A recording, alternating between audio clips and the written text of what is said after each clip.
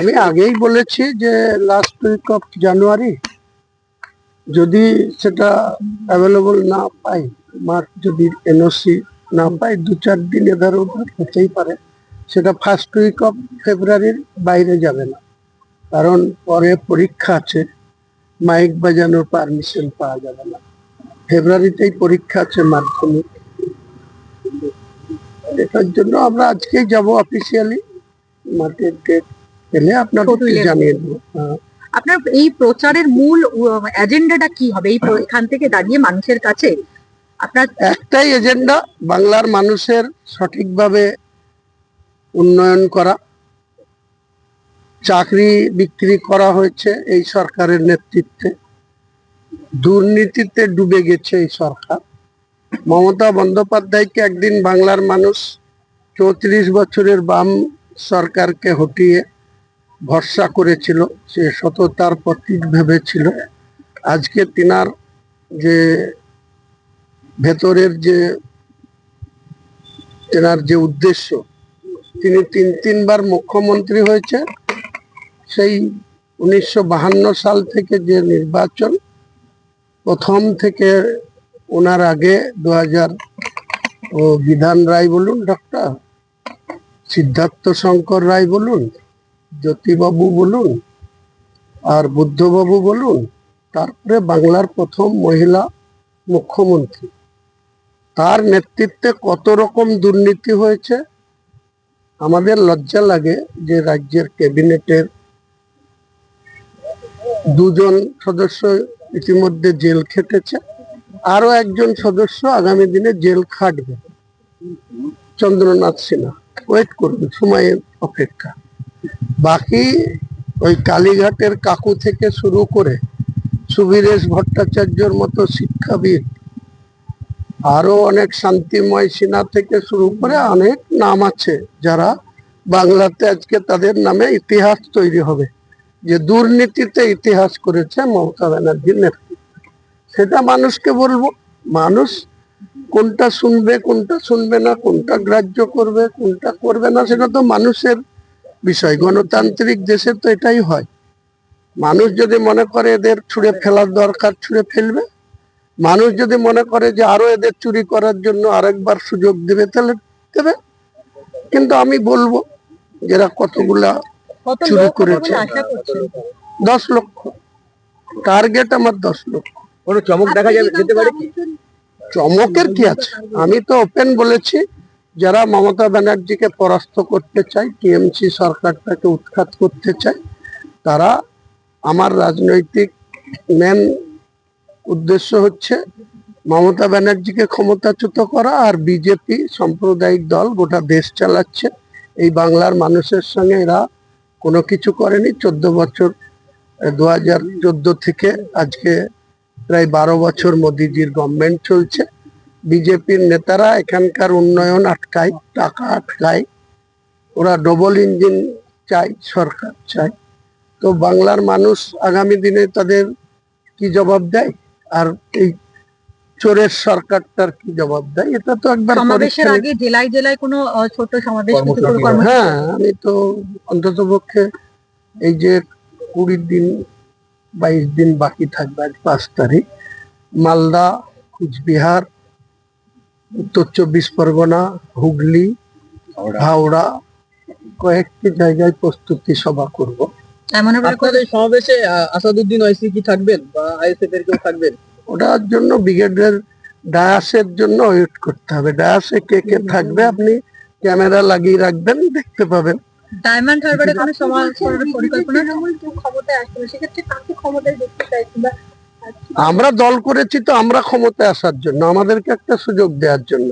বাংলার মানুষ কি দেয়? হ্যাঁ, আমি তো বলেই দিচ্ছি আপনাকে, প্রথমে 135 বলেছিলাম, আজকের দিনে আমি 182টা আসনে আমার প্রার্থী রেডি আছে। শুভেন্দুবাবু বলছেন 220 পাবেন ওরা। হ্যাঁ? শুভেন্দু অধিকারী বলছে 220। পেতে পারে, মানুষ যদি ভোট দেয় পাবে। আগে শুভেন্দু বাবুকে জিজ্ঞেস করুন, 84,000 বুথে 30,000 বুথে ওনাদের বুথ কর্মী থাকে না। শুরুটাই হয় 70% ধরে, 30% ওয়াকওভার দিয়ে দেন। তারপরে ওনারা 220 কোথা থেকে পাবেন সেটা এর আগে তো বলেছিলেন। আপনারা 182। আমার 182টা সিটে আমার টার্গেট। এবার যদি আমাদের কোনো জোট সঙ্গে এসে আরো সংখ্যাটা বাড়ানোর ডিমান্ড করে, তাদের যদি সেই দাবি সঠিক মনে হয় তাহলে আলোচনা সাপেক্ষে আরো বাড়তে পারে। এখানে সবাই কোনো তারকা থাকবে? এই মুহূর্তে বলতে পারছি না। আমার রাজনৈতিক কর্মীদের নিয়ে, যারা বাংলার মানুষের সুশাসন চায়, বাংলার মুখ্যমন্ত্রী হিসাবে বা সরকার যেটা গঠন হবে, এই দুর্নীতির বিরুদ্ধে আমাদের লড়াই। সেই দুর্নীতি যারা প্রশ্রয় দিতে চায় না, তারা আমাদের সঙ্গে নিশ্চয়ই আগামী দিনে সহযোগিতার হাত বাড়াবে বলে আমার ঠিক বিশ্বাস। আজকে তামিলনাড়ু থেকে বাংলা দখলের ডাক দিচ্ছেন অমিত শাহ, বলছেন 2026-এ বিজেপি সরকার করবে। বললাম তো, উনি তো কদিন আগে এখানে এসেছিলেন, বছরের লাস্ট ডেটা তো উনি তার দলীয় বিধায়ক, এমপি, কর্মকর্তাদের নিয়ে মিটিং করেছে। এরকম আমরা 2021 সালের আগে স্কিপার 200 পার ডেলি প্যাসেঞ্জারই দেখেছিলাম, বাংলার এই ব্রিগেড থেকে শুরু করে বাংলার প্রত্যেকটা জায়গায়। তো 77-তে থেমে গেছিল। এবার আমার ধারণা যে 10টা এধার ওধার হতে পারে, কিন্তু ওই 148-এর ধারে কাছে ওই বিজেপিও যাবে না, আমাদের শাসক দলও যাবে না। শেষ প্রশ্নটা আমি করছি, সেটা হচ্ছে যে আপনি যেটা নিয়ে সামনে এলেন সেটা হচ্ছে বাবরি মসজিদ, সেইটা স্টাইল কি এখন? বাবরি মসজিদের কাজ আমি একটা পেশাদারি কনস্ট্রাকশনকে দিয়ে দিচ্ছি। তারা ব্যাঙ্গালোরের কোম্পানি, অলরেডি তারা কলকাতায় চলে এসছে। আমি রাত্রি 8টার সময় তাদের সঙ্গে বসবো। তারা কালকে সরাসরি আমার স্পটে যাবে, আমি কালকে মেদিনীপুর যাব। পরশুদিন ওনারা থাকবে। আমার যারা ট্রাস্টের লোকজন আছে, তারা 8 বিঘা জায়গা মেজারমেন্ট করা হয়ে গেছে।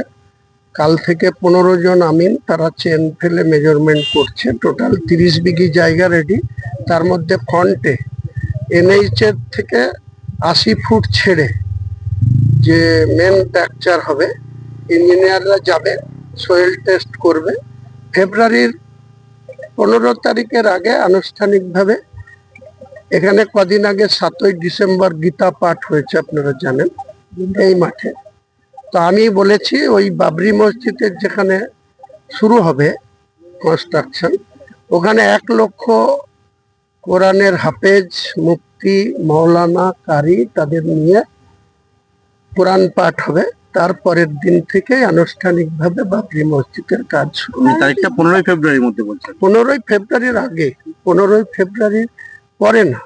সেটা 10 তারিখ হতে পারে, 11 তারিখ হতে পারে, 15 যে কোনো ক্ষেত্রে একটা অনুমতির বিষয় থাকে, সেই জায়গায় নেওয়া, সেই সব তোমার প্রশাসনের তরফ থেকে অনুমতি কিছু পাচ্ছে? মানে এটা আমি যতটুকু নর্মস জানি, আইন জানি, আমার 62 বছর বয়স হয়েছে।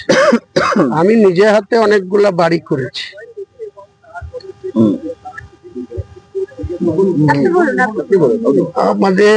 আমি নিজে হাতে অন্তত পক্ষে 5খানা বিল্ডিং করেছি। যে বিল্ডিং আমার নিজের নামে আছে 2টো, আমার বসত বাড়ি। তারপরে বহরমপুরে আছে, বহরমপুরের বাইরেও আছে। তো আমি কনস্ট্রাকশন করতে গেলে কি কি করতে হয়, তাছাড়াও আমি 96 থেকে আমি একজন কন্ট্রাক্টর ছিলাম। ফার্মটা আমার মিসেস প্রোপাইটার ছিল, মীরা এন্টারপ্রাইজ, রবিন কনস্ট্রাকশন এখনো আছে। মীরাটা আমি এই মমতা ব্যানার্জিদের দলের চামচাদের অত্যাচারে ওটাকে ব্যান্ড করে দিয়েছি, ওটার ব্যবসাটা করি না।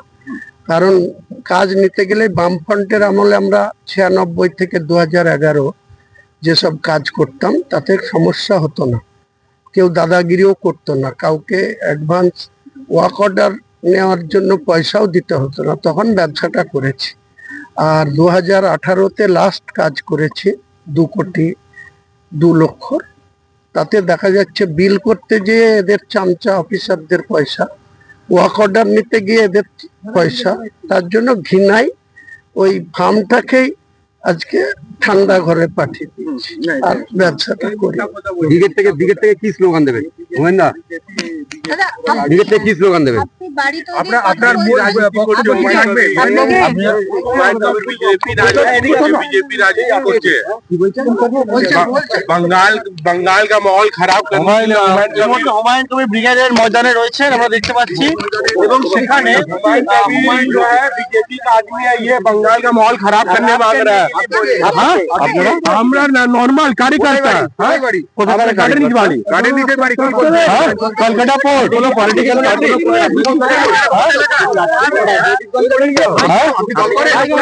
রাজনৈতিক দল করি, টিএমসি করি, তৃণমূল কংগ্রেস, অল ইন্ডিয়া তৃণমূল কংগ্রেস। আচ্ছা, এখানে কি নিজে আসছে না কেউ? আমি এই ছেলে ক্রিকেট খেলতে। কি নাম আপনার? আমার নাম এমডি আজাদ, এবং এমডি আজাদ তিনি